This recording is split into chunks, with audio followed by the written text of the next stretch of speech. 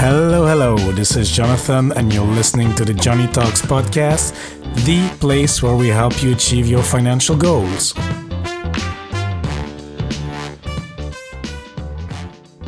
Hola, amigos. Hope you're having a great day wherever you are. And if you're a new listener to the show, special warm welcome to you. I really appreciate you tuning into the show. And if you're a returning listener, welcome back. I appreciate it even more. In today's episode, we will speak to my friend Derek from Money Health Solutions. He's a financial therapist helping his clients to identify their financial beliefs, also called money scripts, and to improve their relationship with money. And by now, you might probably wonder, what is a financial therapist and what are those money scripts you're talking about? This was new to me too. I had actually never heard of financial therapist before speaking to Derek. But if you are a regular listener to the show, you will remember that getting the right money mindset is an essential first step to get your finances in order. Something that can, for example, stand in the way of getting the right mindset could be the negative financial beliefs you have developed throughout childhood. The stock markets are dangerous. More money equals happiness, so I should work hard. Talking about money is taboo. We don't talk about money in this house. Rich people are bad. Money is the root of all evil, etc., etc. These are all money scripts. So in today's conversation, Derek will explain what his profession consists of, and we will then discuss more in detail how we can identify our own money behaviors, negative or positive, because they can be both, and how we can start rewriting our money scripts and improving our relationship with money. This episode, amigos, is absolutely solid. I'm very excited about it. Derek comes on the show with a wide breadth of experience, numerous examples for us to understand how emotions and finances are intertwined and how this can affect our behaviors. I'm very excited about this episode, and I know you will love it too. It really makes me happy to be able to deliver this kind of interview. This episode is for you if managing money makes you uncomfortable, or if you nurture negative feelings towards your finances and you're ready to change those feelings to improve your relationship with money. So without further ado, let's hear the interview. Hello, Derek. How are you doing today? I'm very well. Thank you for having me. Appreciate it. Yes, and I'm very excited to have you, Derek, because you are the founder of Money Health Solutions, and you are a financial therapist. So I'm wondering what a financial therapist does and what it entails, actually. Great question. And it's quite new, so it wouldn't be uncommon for people to not have heard of it. Mm-hmm. So a financial therapist is somebody who combines the emotional and behavioral aspects of money with the kind of planning, the more math and spreadsheets and calculators side of money. So if you think about in the past, if somebody had problems, usually with money, so 75, 80% of stress, or people rate money as the top source of stress in 80% of the cases. So if you went into a financial planner traditionally, and you started crying because it was emotional and maybe you and your partner weren't on the same page, Mm-hmm. they wouldn't be equipped to deal with the emotional side. They wouldn't know, other than giving you a Kleenex or a tissue, how to deal with that. So then you'd go to a therapist, and the therapist would be very well equipped to handle the emotional side. Mm-hmm. They didn't know a thing about money. So there was this big gaping hole in the middle, combining the two. And that's, in a sense, what financial therapy is.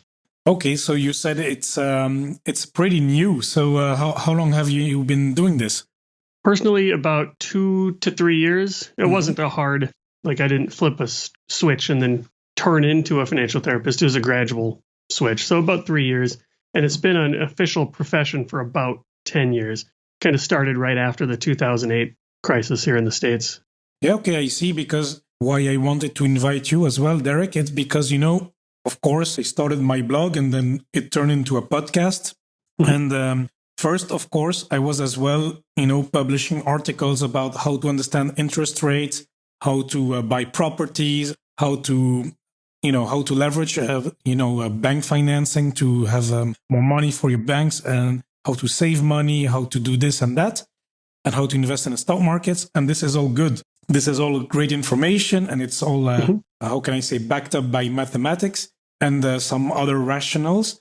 And what I discovered as well through the years, I've said it already on the podcast, but it's that, I can explain as much as I want, and then we can go into the nitty-gritty details of, investing in the stock markets and passive index funds for 40 years, and you will be a millionaire. That's all fantastic, but you can explain that. But in the end, if your mindset, if you are not ready for this, somehow it doesn't work. I mean, you can tell as much as you want, but it's like talking to a wall. Do you agree with that?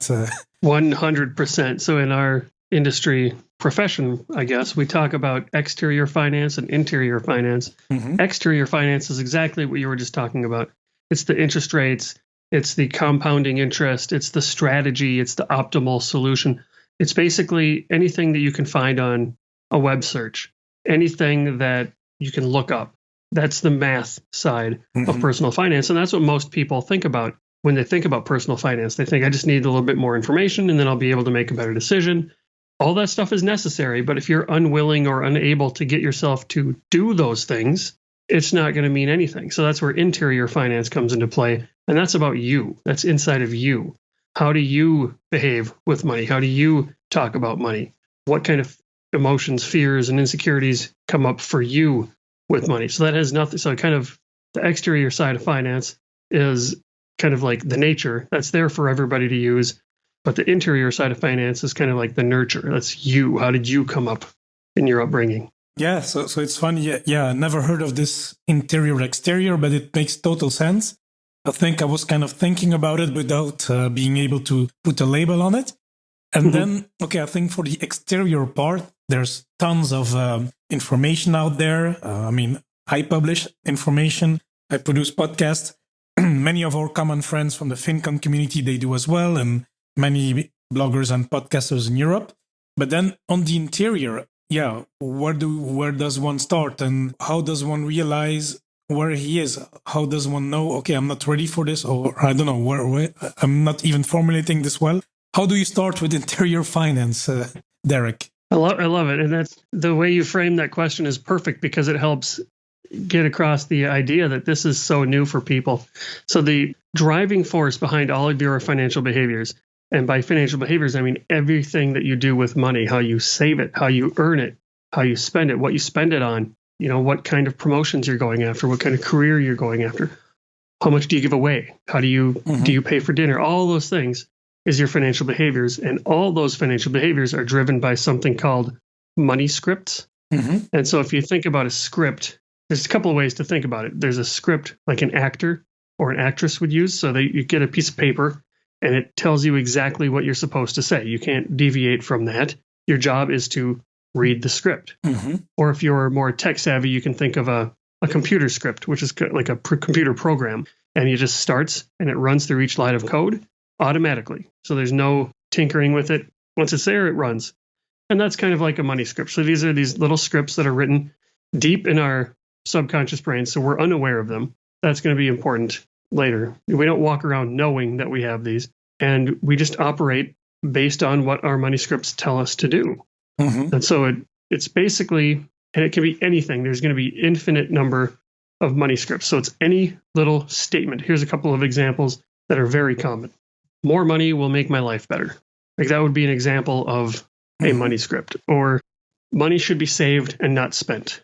You should never spend money on yourself. Those are a couple examples. Or you don't talk about money, right? So any kind of statement or rule that you can generate is a money script. So kind of think of it like a rule that you just automatically follow. And those scripts, these unconscious rules, are written as we're growing up. So we're just learning how the world works. We're very, very young. So our minds are not fully developed. And we're trying to piece together how the world works. But what we don't know is that we have a very small sample size. We're only looking how money works usually within our family system. Maybe that family system is bigger, but it's basically we have a very small sample size. So we can get pretty good at seeing how money works in the context of our upbringing. But then what happens is we grow up, we move, we go to college, we go get a job somewhere, and now those rules don't apply anymore. And then we end up, and that's when we get ourselves into trouble. So a money script isn't necessarily good or bad. There are good money scripts, but even a good money script, like you should save for a rainy day, can get you in trouble if you turn into Ebenezer Scrooge and you'd never want to spend that money, right? Because you're still operating from the same money script. So I'll pause there to see if that makes sense. I know I was doing a lot of talking there. No, it makes absolute sense. And I understand what you say with those rules, with those scripts. So what I understand is that, okay, it comes from our upbringing. So we Yeah, I mean, upbringing, your relations, your network when you grow up, and it's valid for everything, for your beliefs, your political views, whatever. But Hmm. here it's about money, so you carry on those rules in your adult life, and this makes total sense. I've heard some of those behaviors. I've done some of them myself. For example, I probably had the money script of yeah, money should be saved and not spent a bit earlier on in my life, so this has changed Hmm. as well. And of course, for me, this process has changed gradually, but I don't know how Hmm. it comes. I guess it's from experience and talking. But I'm then curious how, for example, one realizes, okay, this is my money script. I mean, how do people realize, hey, maybe I'm saving too much money and not spending enough on, I don't know, on giving to my, on self-care, or I feel guilty when I spend more than 100 euros on a restaurant or something. Hmm. How does one people identify those money scripts? And then how do you change that? Yeah, good question. And so that's financial therapy in two questions. So that's the that's the process. So I think it'll be helpful if I give an example Yeah, of yes, of how course. Yeah. you would develop a money script.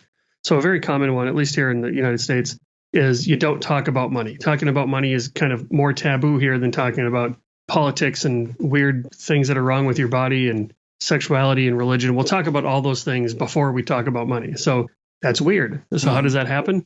Well, if you were growing up, this is one example. If you were growing up and every time your mom and dad talked about money, that is, every time you heard money being talked about, it ended in a fight. So you're watching that as a young child. And so you might develop a money script that says you don't talk about money. And your sibling might develop a money script that says money is cruel or money is harsh.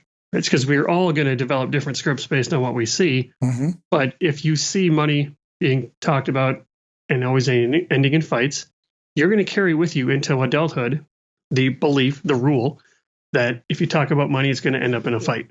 And so you can almost imagine what that would be like once you start dating and once you start living on your own. You're not going to be as likely to want to bring up how much should we pay for our apartment? How much should we spend on this vacation? You just would rather not talk about it than to bring it up. Mm-hmm. So that's kind of one example of how it would develop. Another example that I like about how they change, so how they're contextual. So if you grew up, say, working hourly, or even in a salaried position, but the harder you worked, the more raises you got, the more hours you worked, so your paycheck was higher, promotions would come your way. So you'd have this money script you driving, or the money script driving your behaviors would be more work equals more success, or some variant of that. But then if that same individual became self-employed, for example, now all of a sudden just hard work, just putting in the hours doesn't work as well because you need to work smarter instead of harder. So there could be a disconnect there when the context changes. So those are a couple of examples of how money scripts drive our behaviors. Mm-hmm. And then when you think about them, so what does that mean for you, the listener? This is cool because the first step, the 80-20 rule, 80% of the way there is just understanding that there's something underneath conscious awareness that is driving your behaviors. So now that you know that, you can start to be open to seeing how it feels when you make a financial decision. And that'll be important. So when you start to look for them, you can have people ask themselves a few questions. And essentially, it's looking at money's role in your childhood. So I'll give just a few questions. We could ask many more questions, but I think you'll get a good idea of what we're looking for with these questions. So it's best if you do this journaling because we think by writing or by talking. So just thinking around in your head, we're going to get distracted. But if you actually want to learn what your money scripts are, sit down at a computer or with a pen and paper and answer the question, what was your first memory of money? So that is, when was the first time you knew that money was a thing? And what feelings and emotions come up for you as you think about that memory? So that was your first one. Mm-hmm. And then what was your worst, your most painful memory of money? And talk about what happened and why you think it happened and what thoughts, feelings, and emotions come up for you as you think about your painful memory of money. And then end with your most joyous or your most happy memory of money. And see what kind of story comes out of those three questions. You can also think of there's two words that are very, very subjective, rich and poor. So if you ask yourself, what did you learn about rich people when you were growing up? Whatever that meant to you. What did you learn about poor people growing up? And you'll start to weave together a story of what you were learning, and that if you ask 10 people, what does rich mean? You're going to get 10 answers. So that's why it's very personal, and that's okay, right? So just write down how you felt. What did you learn? And you'll start to paint a little picture about money's role in your life. And then when you get done with the whole process, you might ask yourself, the moral of my money story is, and then fill in the blank, or even ask yourself point blank, what are the top 3 money rules that have been driving my behaviors? And it sounds easy. I know it does when I just said this here in about 2 minutes. But when you're actually thinking about this, you do yourself a favor and spend some time with this, because this is one of those things that's, there's a difference between simple and easy.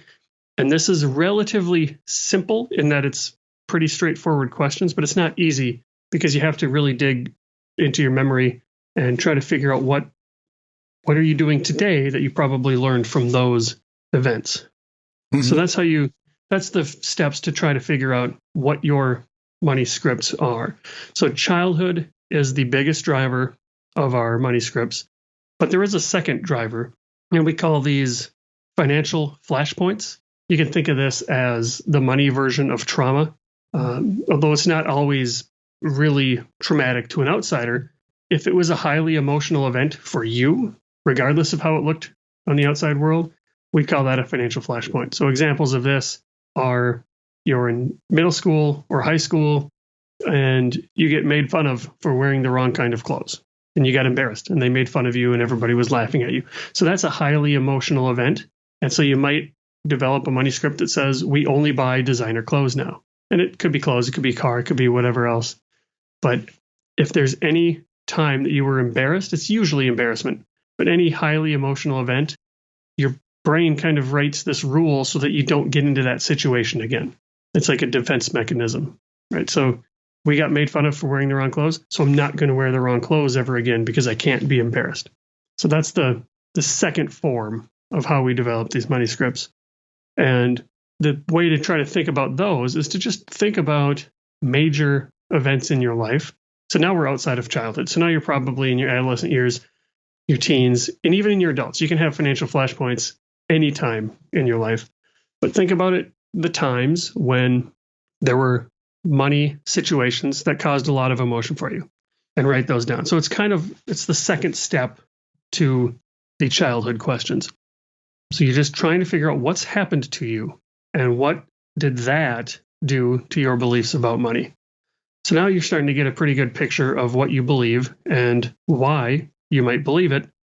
And again, bringing all this stuff up to our conscious awareness, that is gold. That's going to help 80% of the people just there doing that work to figure out, one, that there's a thing called money scripts, and two, learning where they came from. So as you go, I think that's very good because for another interview where I was the guest, I went through the exercise of going through my childhood because it's about money. It was about kind of money scripts because it was an interview with a money coach. And I did the exercise. So I did the exercise for 15, 20 minutes to try to remember money stories because what she said is, try to come up with funny money stories. And of course, I had to dig a bit. So I did like the whole thing, the whole exercise. Okay, it took me 15, 20 minutes. And I came up with stuff. But it took some time because at first I didn't think of those stories. And it's only after doing this exercise for 15, 20 minutes that, I remember this, or this from high school, or this from childhood. And this was the money story part. So this is, then what I talk about in that interview is going to be published on YouTube tomorrow. So I'm looking forward to that. Anyway, so just to say that, it's quite interesting if you do that exercise. And then I never heard of those flashpoints, but I totally see where how it's applicable because I have an example in my head, which comes maybe from more the adult life or let's say the early 20s. You start dating, for example, and you when you're 20, you don't make a lot of money. So it could be that, hey, yeah, that guy, he has a more successful life, or he's, he wears more better clothing, he has a car, and maybe you're still a student with not so much money, and then you don't have a car or whatever, and then you feel a bit less, or you feel a bit intimidated, and then maybe you work hard to okay, I'm talking as a dude here, but maybe you work hard, then later, and then you become successful, but then you maybe wear better clothes and everything, you have a fancy car, then you prove yourself, but maybe it's not exactly the right approach. I love everything that you said, and I love how timely that was, that you had just gone through an exercise like that that's coming out tomorrow. Yeah, and so that's why I really see it working, and I really see it can be helpful for people just to at least identify those money scripts. And then Derek, so let's say you run through that exercise, and maybe I'll do the flashpoint thing as well, to see if there's something there to dig into. But okay, once you do that, you write everything down, or you put that somewhere in your notes on your laptop or on your phone. Now, what do? You say, look, I have a problem. My dad has invested in the stock markets when I was a kid, and he lost $80,000 or euros. So I don't want to invest in stocks. So stocks are bad. Okay, I know this. Now, how do I overcome this fear, or how do I modify this money script? Awesome question. Great example too.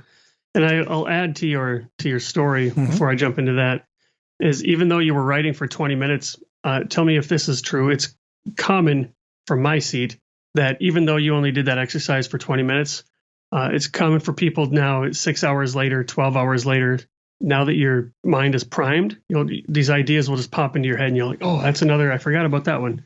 And so you'll go back and write it down. So even if you do that exercise for 15 or 20 minutes, your juices are flowing now. So you'll be thinking about more examples later. And when you come up with those examples, try to write them down in the version of, like you did, like a rule or a script. Stocks are bad. So now I have a belief that stocks are bad. And you know where it came from, because my dad lost 80,000 in the stock market, which was, and maybe it's even worse, maybe that was 80% of his total net worth. So now you know what the script is, you know where it came from, and you can write down what that's doing to interfere with where you want to be going forward. So is this script good or bad? Because there are some good ones. In this case, you might say, well, that one's getting in my way. That one's keeping me stuck. So now it's time to challenge the belief. And so this will take a little bit more time, but what you want to do is ask yourself the question, is this true in all cases? There's almost always the case that it's going to be no, because they're contextual. They make sense for some cases, but they make sense in almost no other cases. So are stocks always bad for everyone? And if you still answer yes, then come back to it later, because that means you're not ready to change that one. So move on. So I don't want you to dwell on it too much. If you still can't get out of, so let's use a different example where it might be a little bit more wishy-washy in terms of whether it's good or bad. So there's a very common money script that more money will make my life better. Yeah, that's an easy one. I've been there as well. Yeah. That's true in some cases, but if that script causes you to become a workaholic, or if that script causes you to miss family events, or it's keeping you away from your family, or you're way too stressed out because you're trying to make all this money, or the other side, you just have too much anxiety because you don't have enough money and you haven't been able to figure out how to make more. Now that becomes a negative source for your life. So you've identified more money will make my life better. And is that good or bad? Well, that one's not as clear. Now, of course, if you're in poverty, more money will absolutely make your life better. But once you got your basic needs met, you'll find that if you weren't happy without the money, you're not going to be happy with the money. And the research has shown this over and over again. So we have to spend some time to figure out, like, where are you? Are you in that income and wealth level where more money actually would? Maybe that's going to give you a different answer. Or are you making a lot of money, well into the six figures, but you're still chasing more because you think I just need to get to the next promotion. I just need to get to the next raise. Maybe once I get to 200,000, then I'll finally be happy. Or that hedonic treadmill, they call it, where you just set a target. Once you get it, you get used to it. And so you need a new target. And so you just keep running and running and running. So you got the beliefs and you're trying to challenge them. So how do you challenge them? You try to think of, so like in math, if you wanted to prove some kind of a rule, you don't try to figure out all the situations in which it works. That would take you forever. But if you can find one situation in which it doesn't work, you just disproved the rule. Because if it doesn't work in every case, then it's not actually a rule. So can you think of at least one situation where stocks wouldn't be bad? Can you think of at least one situation where more money wouldn't make your life better? So if you can start to think of one, at least one, and if that that might spark you to write 2 or 3 or 4 or 5 situations where that's not true. So now you've broken the system. Now you've broken the rule. So now you know, all right, well, if it's not true in every case, and it's only true in my case, what can I do, or what would it take for me to become comfortable with the opposite side of that? And you might even write down, a Venn diagram, like a big old circle that says something like stocks are good, and you got another circle that says stocks are bad, and well, I guess that wouldn't be a very good example. But your view, let me rephrase that. Your view is true, and that's one circle that's inside a much bigger circle. So what you're trying to do is increase your awareness from your little circle to the much bigger circle. So your awareness includes your experience. What do you need? And ask yourself and seriously look for where you might go for this answer. What do you need in order to increase that awareness and challenge your belief? Now that you know that it's not a rule because you thought of examples in which it wasn't correct, where will you go to look for that more awareness? And it could be books, it could be articles, it could be professionals to work with. But what you're trying to do is start to rewire your brain to make you comfortable with an improved version of that money script. And Derek, you will laugh, but I have a pretty down-to-earth example in my head right now. It's, awesome. I have a friend, and for example, when he goes on holidays, he spends a certain amount of money on accommodation, but it's not super expensive. It's like, let's say, 3-star hotel, which is decent, but it's not luxury. And then, of course, this guy starts to date. It's not me. It's really a friend of mine. This guy starts to date, and this lady, she's more used to the 5-star. So at some point, after dating for a while, they go on holiday together. And of course, he's like, yeah, well, I cannot take her to 3 stars. But then he experiences a few 5-star hotels. And then they come back from holiday. And then I'm asking, Peter, so how was it? Your holiday, how was it? Oh, yeah, it was good. Yeah, we visited the Taj Mahal, etc. And the hotels, it's not that bad. Huh? I went to this 5-star hotel. A bit of luxury, it's not that bad, So, okay, you see, it's very down to earth, but, by experiencing it, the more luxury hotel, maybe he likes it, maybe he enjoys it. It challenges his view because, now he's kind of not obligated, but he followed the girlfriend. Yeah. So, at least, okay, maybe, I don't know if it breaks the cycle forever, but at least, it will challenge his view and balance his view. I love that example because that's a great point. So there are, like, his money script was probably don't pay too much for hotels.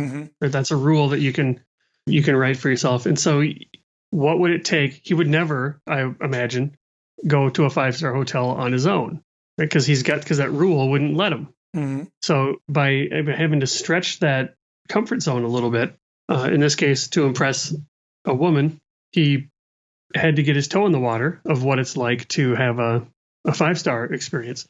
And what did that feel like? Maybe like you said, maybe he realizes this is what I want to do now. I have a new taste for it. Or maybe he says, I'm glad I experienced it, but I don't need it. And that money can be best spent on a excursion or something like that. Yeah, right? Exactly. But at least he got the experience. So now he has data instead of just a story that he made up in his head. Exactly. I really like that, and this is something you then do with your how do you say, patients or clients?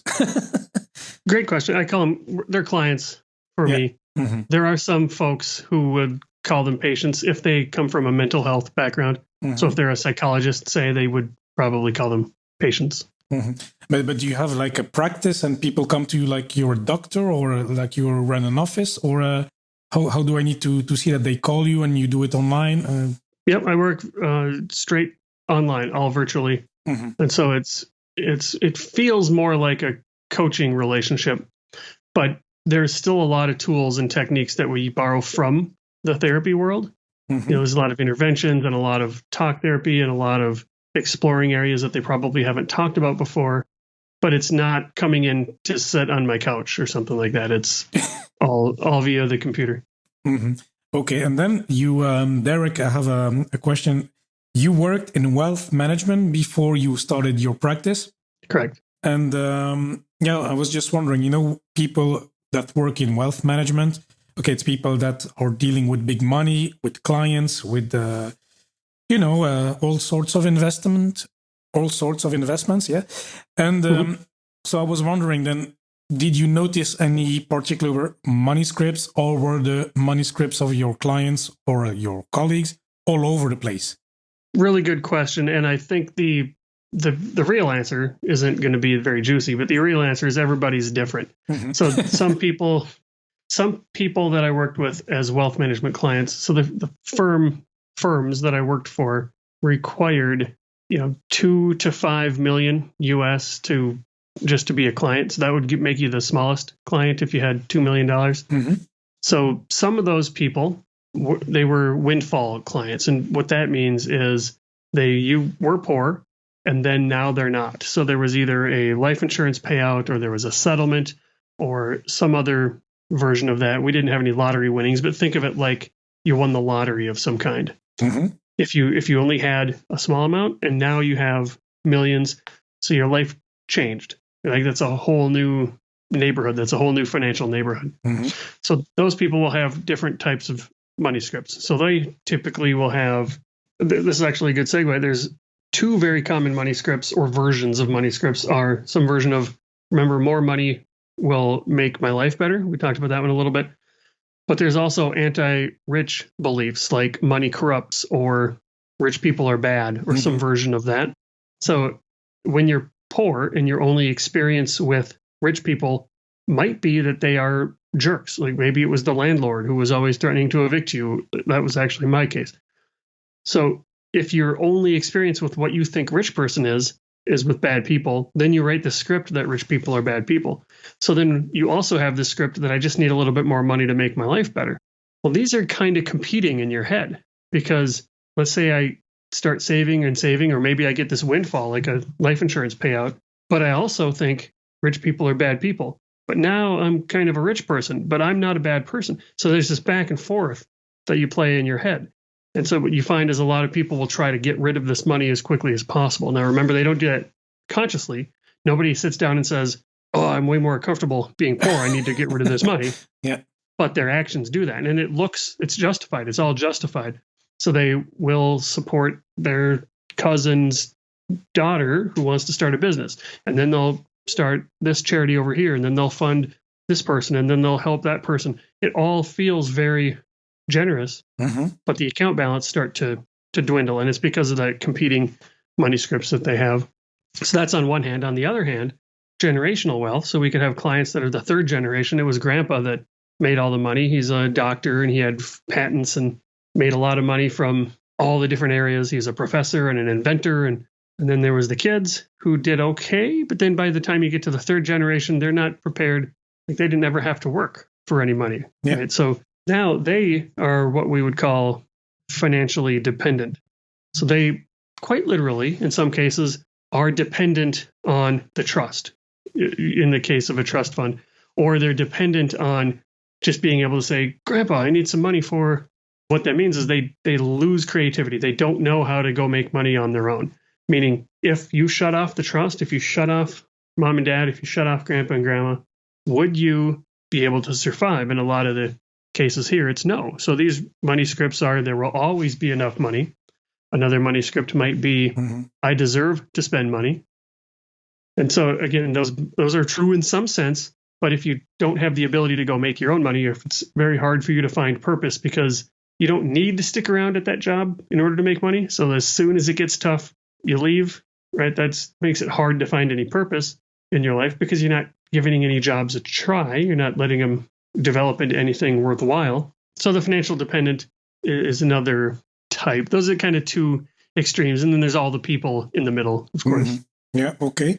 So you have identified a few issues, a few money scripts, and then is there one money script we should all we should all strive for, or are there several money scripts people need to go to? That's a really good question. I've never been asked that before. So that's a money script can be anything. And the way that we're talking about it, it can kind of sound like they're bad because we're only addressing the bad ones. Exactly. But there are good ones. Mm-hmm. There are good ones that say you should pay yourself first. There are good ones that say money doesn't grow on trees, so you should save.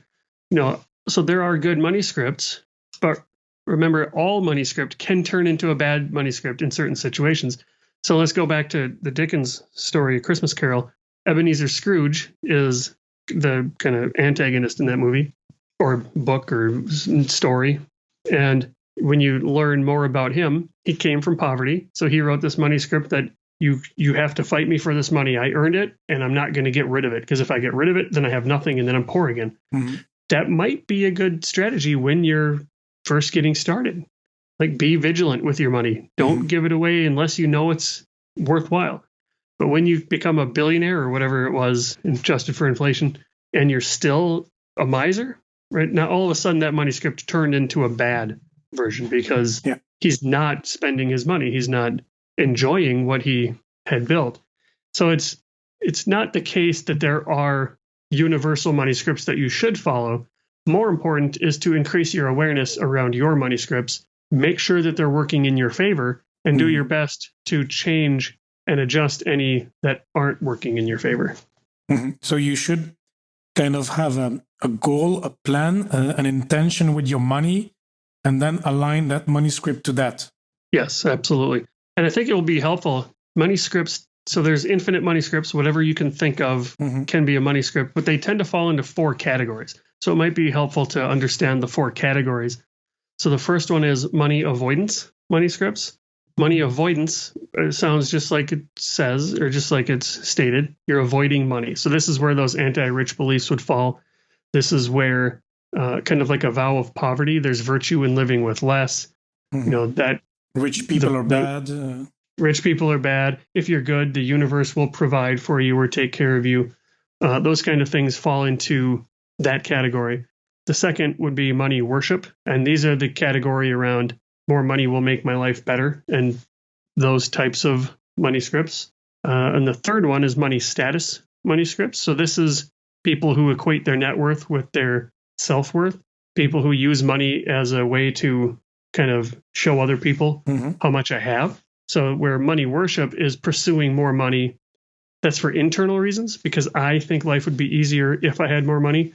Money status is pursuing more money for external reasons because I want to have the biggest house on the block, or I want to show people that I can make it, and I want to show people that I'm somebody.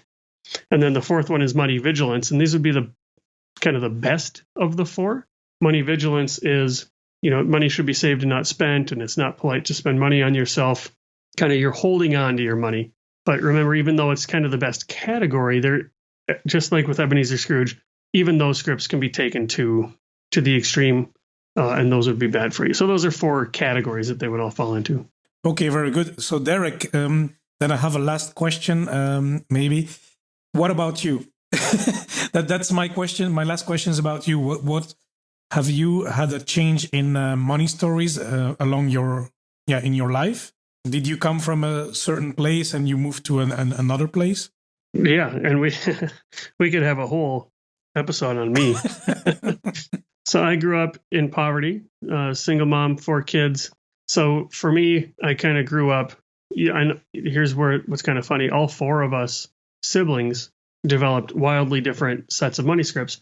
But for me, I remember thinking, money is my ticket out of this. I don't like living like this. So I need to make a bunch of money. And so I very much had those money worship scripts. More money is going to make my life better. And so what do I need to do in order to do that? And that led me towards portfolio management, which is kind of managing investments, usually within a mutual fund or something like that.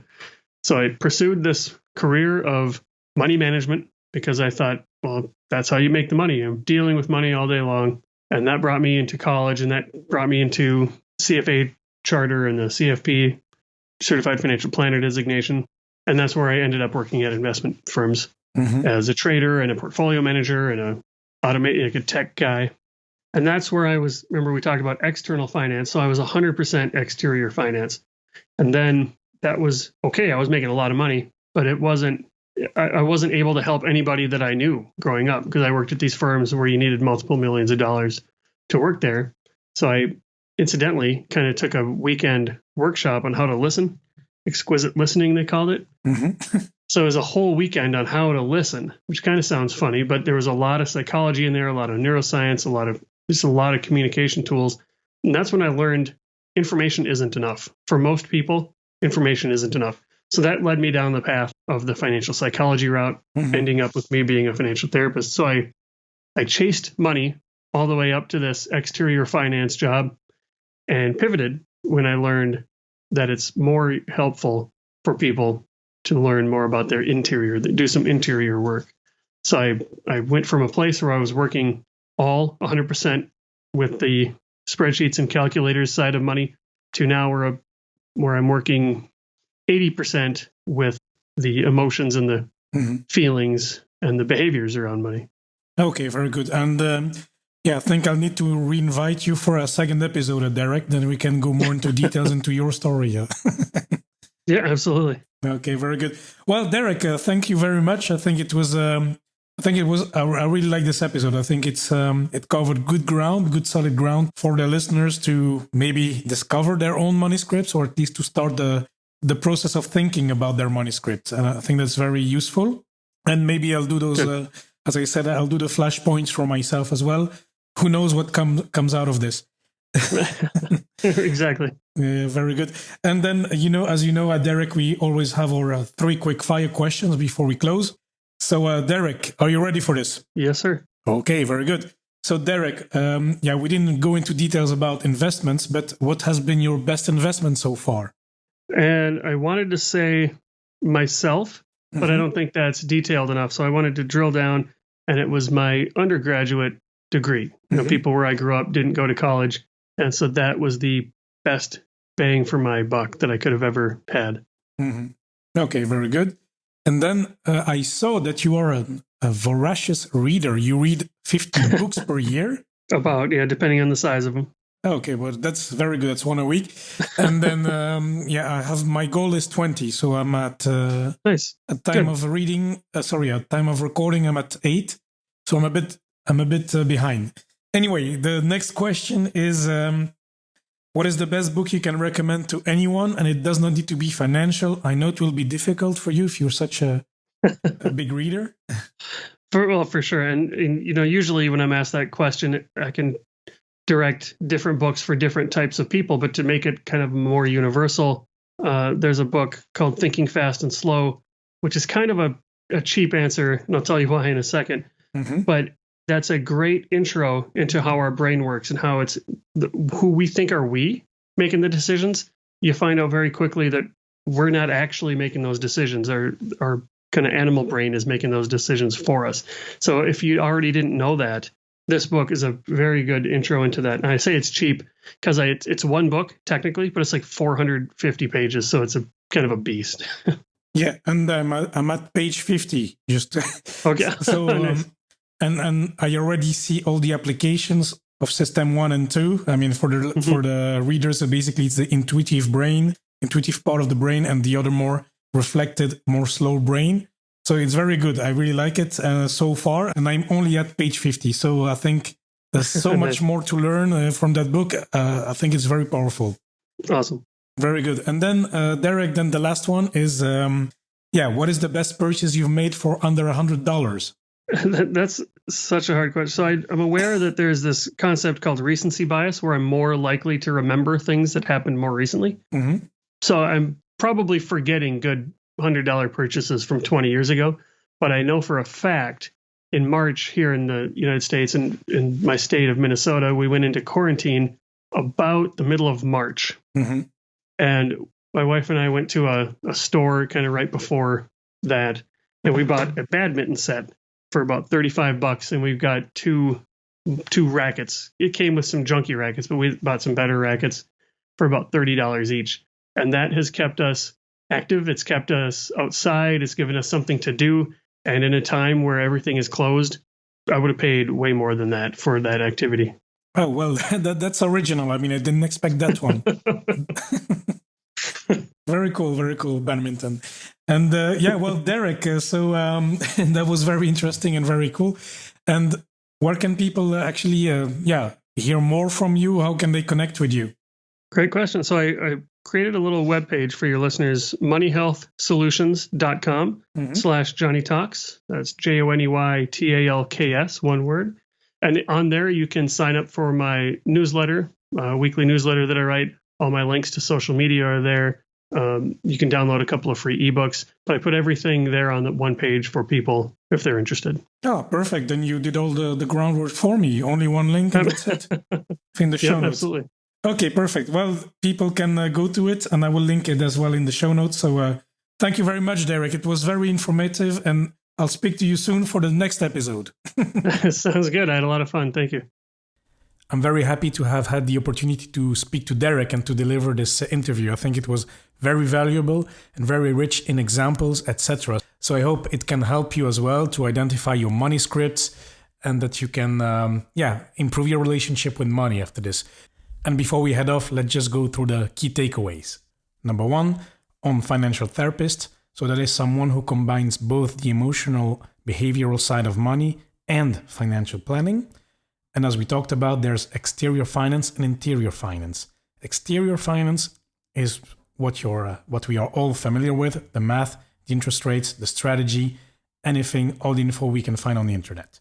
The interior finance, that is about us, about you. How do you behave with money? What insecurities come up when dealing with money, etc.